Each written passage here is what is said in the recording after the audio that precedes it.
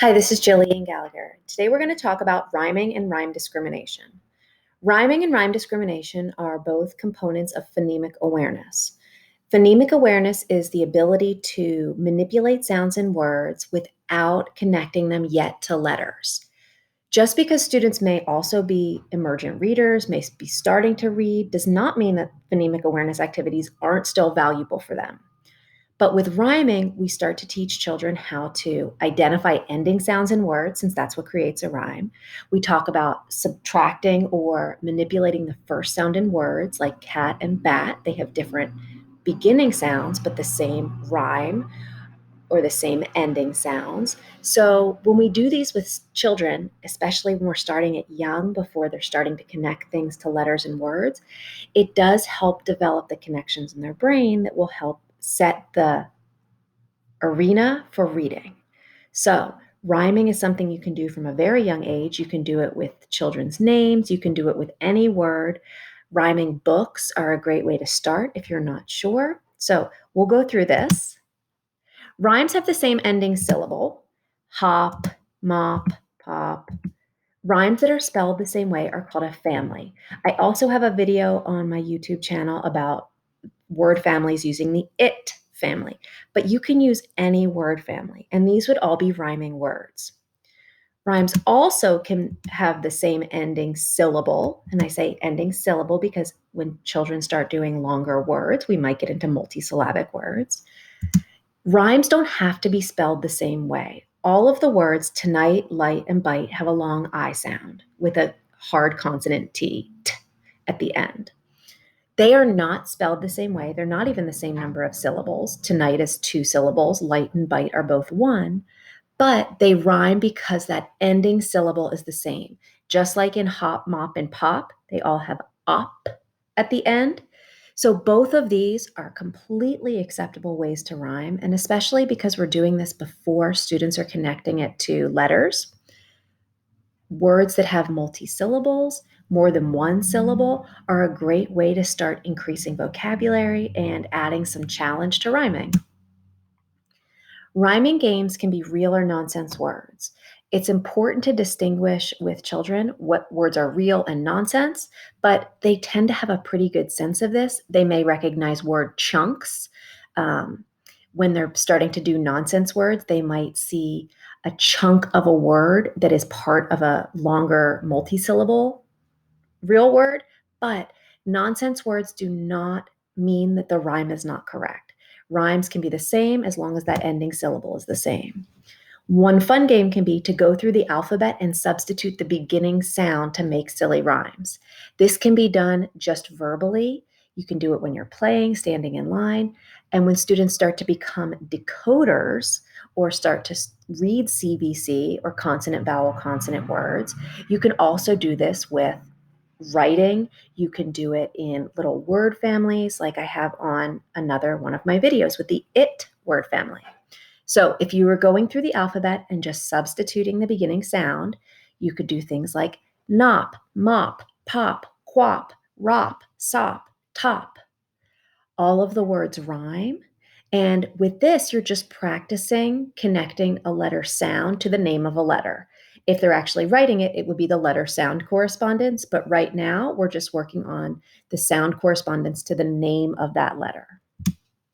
You can also practice rhyming with body parts or toys. So if you're taking a bath, this might be a great time to practice rhyming. Hair, bear, chair. And that's another example of rhyming words that are not the same word family. Car, rar, star are also rhyming words. So playing with these is a great way to start building that awareness.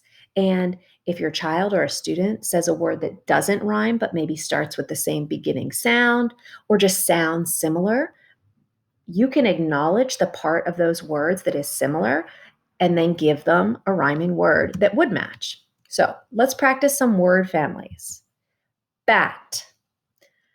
If we're rhyming words that begin with bat, all of our words would have to end in at.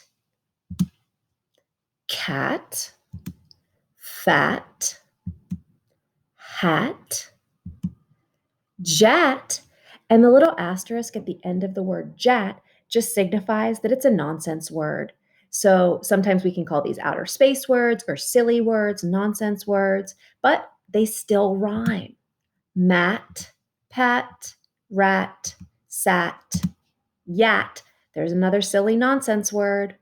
You can have your child come up with other rhymes that might fit with this at family, or you could try a different family, the ad family or the am family. Let's do a practice. Do these words rhyme? It's also helpful to have students or children repeat the words after you so that they can hear the sounds themselves and that you can also confirm that they heard the correct word. So, bone and cone. Do bone and cone rhyme? Bone, cone. They do rhyme. They both end in own.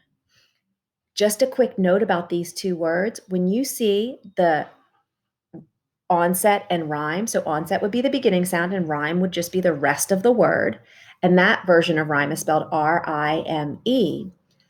The rhyme part for this word is spelled O-N-E. Just be mindful that you're not saying one, because yes, that word is one. We teach that as a high frequency word. But these words both have own as their rhyme. Let's try another one. Shoe and two. Shoe and two. Do shoe and two rhyme? They do. They both end in oo. They're spelled differently, but they both rhyme. Let's try some more. Tree, free, G, three. All of those words end in E, the long E sound. So they all rhyme. Can you think of any others? What about me? See. Which words rhyme? Fox, box, dog. Fox, box, dog. Fox and box both rhyme. Dog does not rhyme. Dog ends in og. Fox and box both rhyme with ox. Which words rhyme? Five, hat, hive. Which words rhyme? Do hat and hive rhyme? No, they don't, but they do both start with the sound that is made by the letter H. Five and hive rhyme. They both end in ive. Which words rhyme? Hand, band, sand. Which words rhyme? Hand, band, sand. They all rhyme. They all end in and. Do these pairs of words rhyme? Pan, plane. No, they don't rhyme. They both start with p, pan, plane, but they don't rhyme. Let's try another one. Beach, peach. Do beach and peach rhyme? They do. They both end in each. Now it's your turn to make a rhyme. Bed. What's a word that rhymes with bed? Some examples are red, head, lead, said, Ted, or you could come up with your own nonsense word. We'll try another one. Toe. What rhymes with toe? Bow, snow, go, mow. Lots of things rhyme with toe. Can you think of another word that ends in the long O sound, like toe? Let's do another. Bird. What rhymes with bird?